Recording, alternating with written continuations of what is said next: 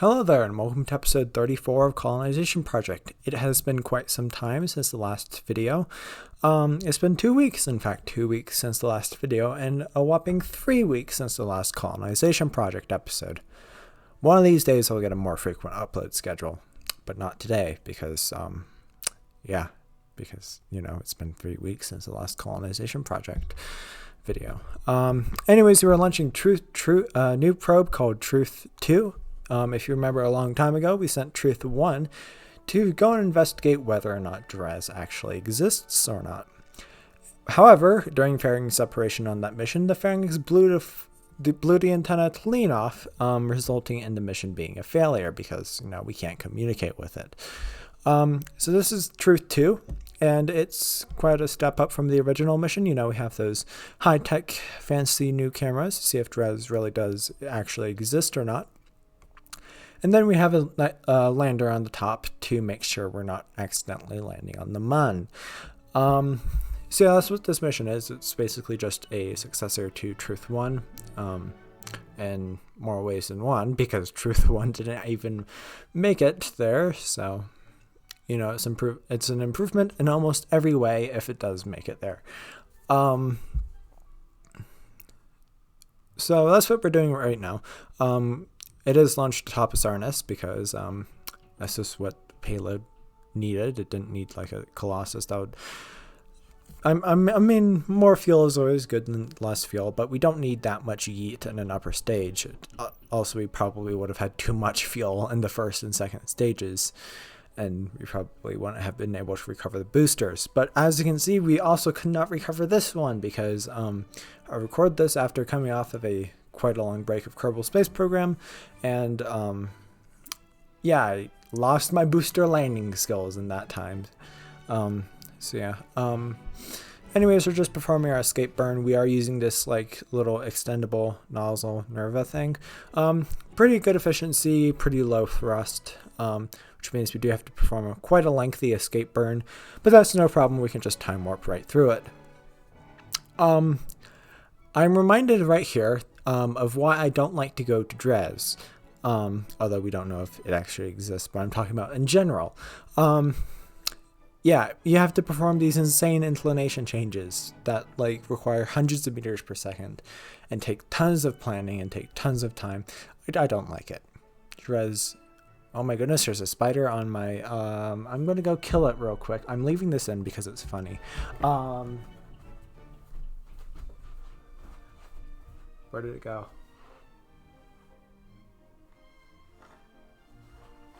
I think I got it. Okay, I'm back. Hopefully the spider is dead. I'm leaving that in once again because I don't want to have to do more than one take. And I think that might be an amusing tract from the normal vid. Anyways, we are performing in... If you remember in the last episode, if you remember in the last episode, we sent Sunset Star out of Gilly's sphere of influence.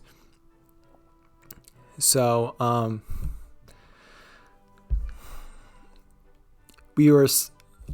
I cannot think that stupid spider distracted me. So we just performed the escape burn of Sunset Star to bring it back to Kerbin. That's what we just did. And now we're just getting some nice views of Eve. No, just Eve. We're getting some nice views of Eve and the spaceship from the cupola module. I don't really use the IVA views a whole lot, but I do think that it look really cool. It gives a nice perspective into what the Kerbal's home has been for the last 2 years. It's been up in space for a really long time.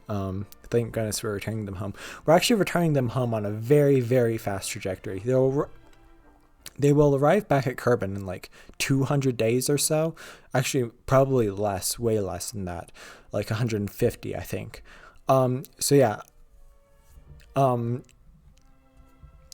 They're coming back pretty fast because I don't think they want to be in space anymore. If you're in space for 2 years, just looking at the same planets and just researching the same data, you probably want to go home. you probably want to see your family again, but yeah, lack of fuel, it's not good for that. Anyways, right now we are launching an Ares crew transfer vehicle to do some more space tourism up at the orbital hotel. You may have noticed right there that the nose cone fell off. Not sure why. Actually, I put a decoupler on there. Completely unintentional. Wasn't expecting that to happen, but oh well. By the time that happened, we were out of the atmosphere, and you know, aerodynamics don't matter in space. And when we're coming back down, and we want to produce as much drag as possible. So it might actually be a good thing that we lost that. Although it doesn't look as cool, which means it's instantly a failure. Everything is bad about it. Anyways, so that's what we're doing right now. We actually have so many tourists on board that we actually had to have like a new crew.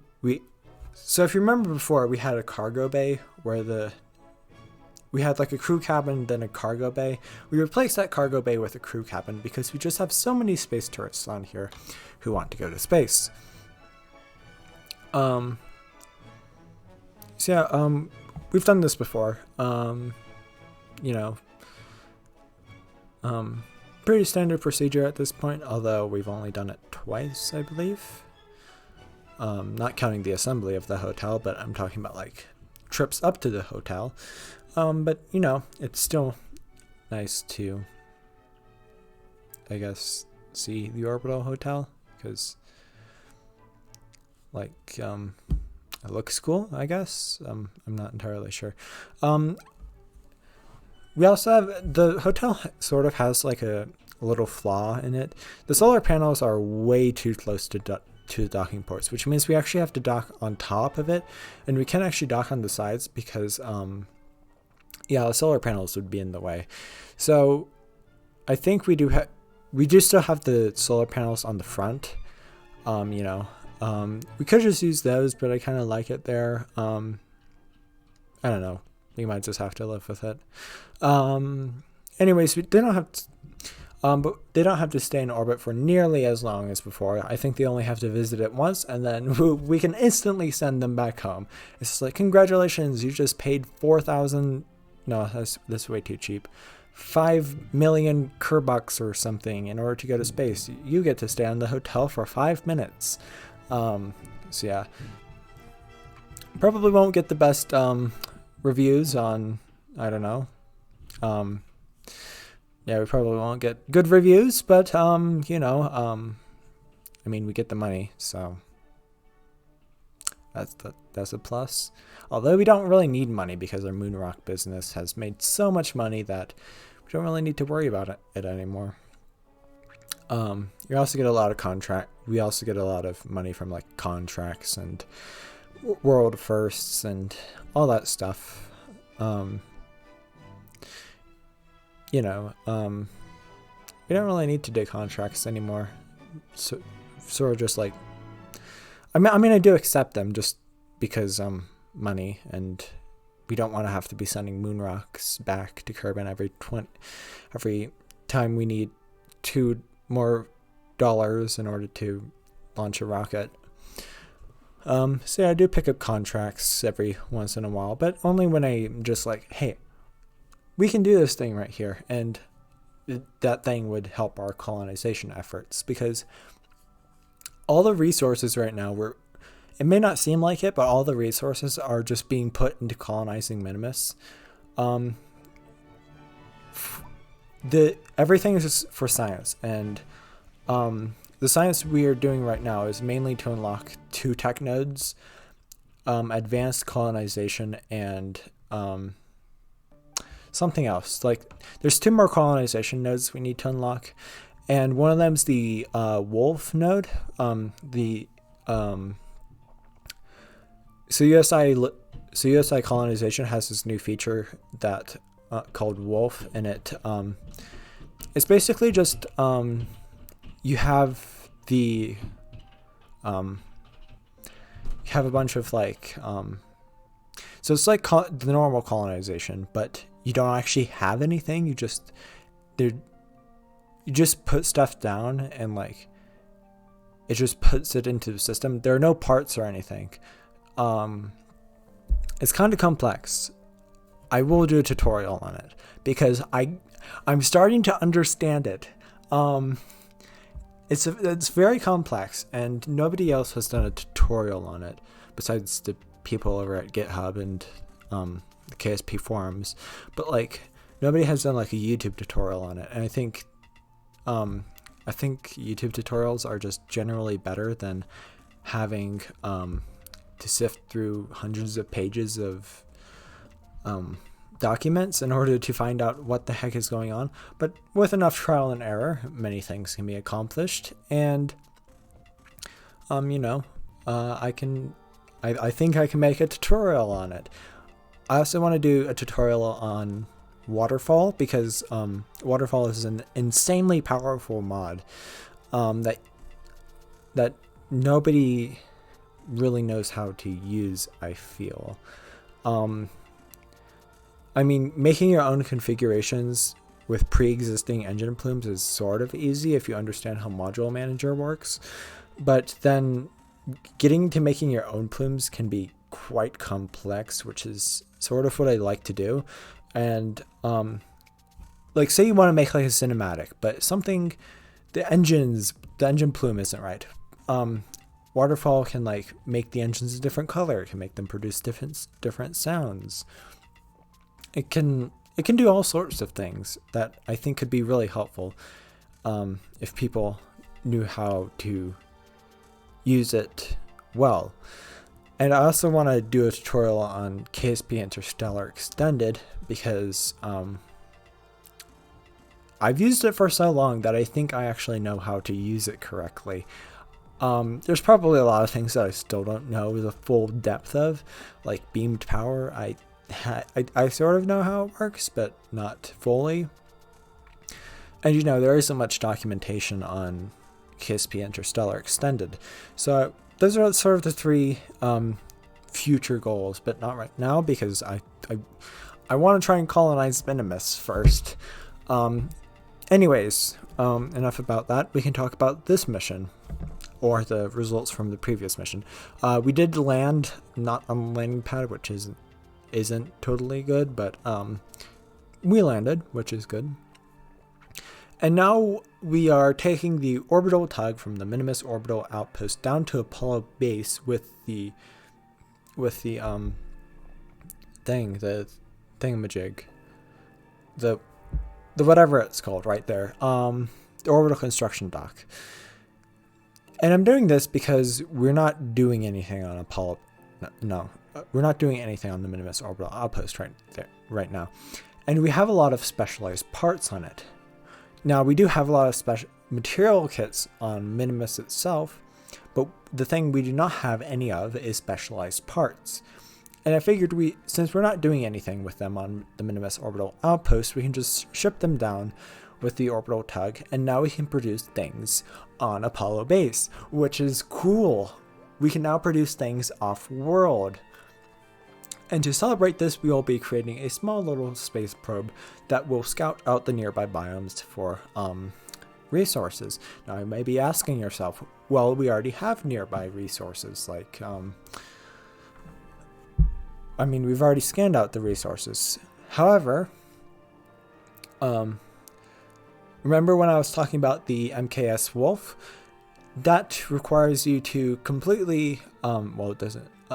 You have to have the little resource scanner, the square box thing.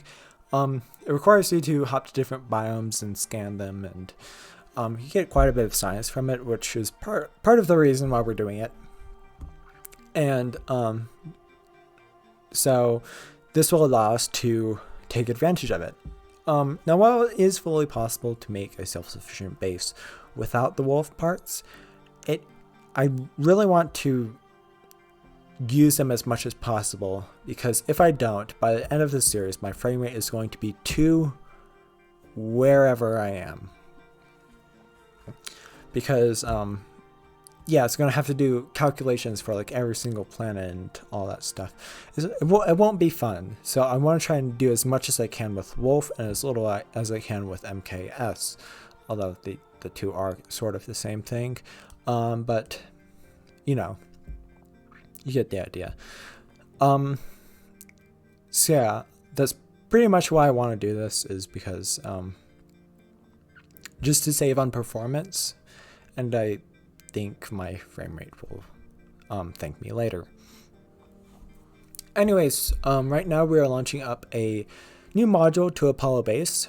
Now, this is going to be a resources. It's going to be resources for Apollo base, and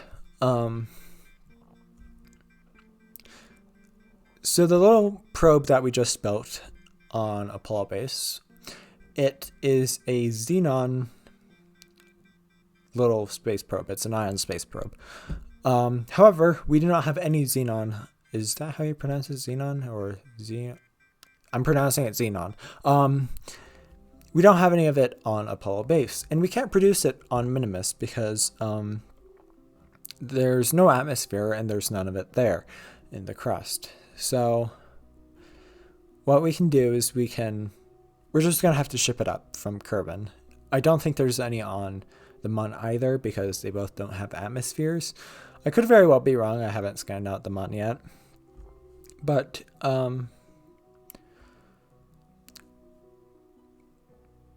yeah, we're just shipping it up from Kerbin.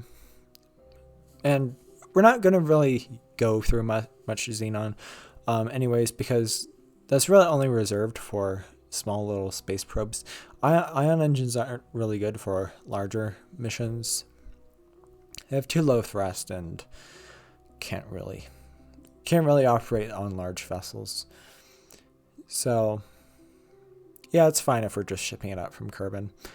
What we really should be worried about though is fusion products like enriched uranium. There's no enriched uranium anywhere on Minimus, and there's also no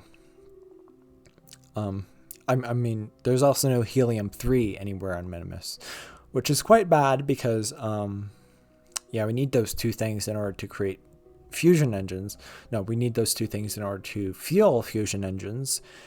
And if we ever want to construct like massive interstellar spaceships, we're going to need helium-3 because helium-3 is extraordinarily expensive from Kerbin, and it's basically required in like every single fusion thing. So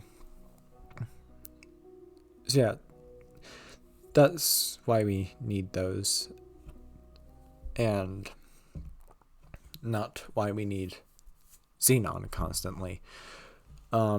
Anyways, we are heading out to Minimus right now, and doing things at Apollo base and stuff. I really need to cut out the transit of these because I never know what to talk about during the transit of like the things from Kerbin to Minimus. It just takes just a mere couple of seconds, but I never know what to talk about it because we've sent so many things to Minimus that I've talked about it so many times that it's suddenly irrelevant. We're just taking trips out to Minimus for lunch, I guess. Sooner or later that's going to be like Eve and Duna, but not right now. That's not reserved for very, very later in the tech tree, which we are not at right now. We do not have engines that efficient. But sooner or later we will be taking like trips to Duna in like 2 days, because that's just how efficient the later engines are. That's when you get into like baristochrone trajectories, which I've talked about way too many times on this channel because I really like far future stuff. But if you watch this channel for any amount of time, you probably know what a baristochrone trajectory is, or just watch the latest Kerbal Space Program video because that was a really cool video. when they talked about like interstellar travel. Speaking of Kerbal Space Program 2, one of my favorite, well, the thing I'm most excited for about Kerbal Space Program 2 is not the interstellar travel, it's not the new parts, it's not the new features, it's the performance. I want to be able to colonize other star systems without running at 15 frames per second. By the way, the frame rates around Apollo base are absolutely terrible, which is sort of why I want it. I actually don't know the exact frame rate around Apollo base right now, but it's certainly very, very low. Probably not in like 2 or... It's probably above 10, I can tell you that, but it's painful to be around, but you know, it's our first colony. We got to continue with it. Anyways, we're just looking up the new module to Apollo base right now, and we can fuel that little hopper thing up with Xenon, and that means we can fly it around. One of the things that I didn't account for, however, is the electricity. I forgot how much electricity ion engines require. They require a lot of electricity, like a lot. So we don't actually have the battery power and solar power in order to supply it all. So we do end up running out of electric charge. However, we can run the ion engine at a lower power, and that allows us to, actually have thrust, because if we don't have electricity, we don't have thrust, which isn't good, because then we'll just end up crashing into Minimus at a very high velocity, which isn't good, because it just isn't good. You can see that problem right here. We do end up losing one of the solar panels, but thankfully we still have 3 of them. I also will do some... I'm also not recording the whole biome hopping thing. I'm doing a bit of it without recording, because you don't want to see 500 different hops to different biomes. That's not very entertaining, is it? So we're just landing it in the Greater Flats. We do some research there. However, I do believe that I think, am I wrong? Let me check.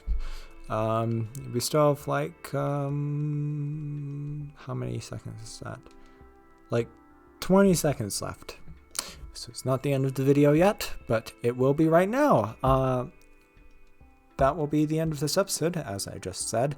So thank you for watching, and I will see you in the next video.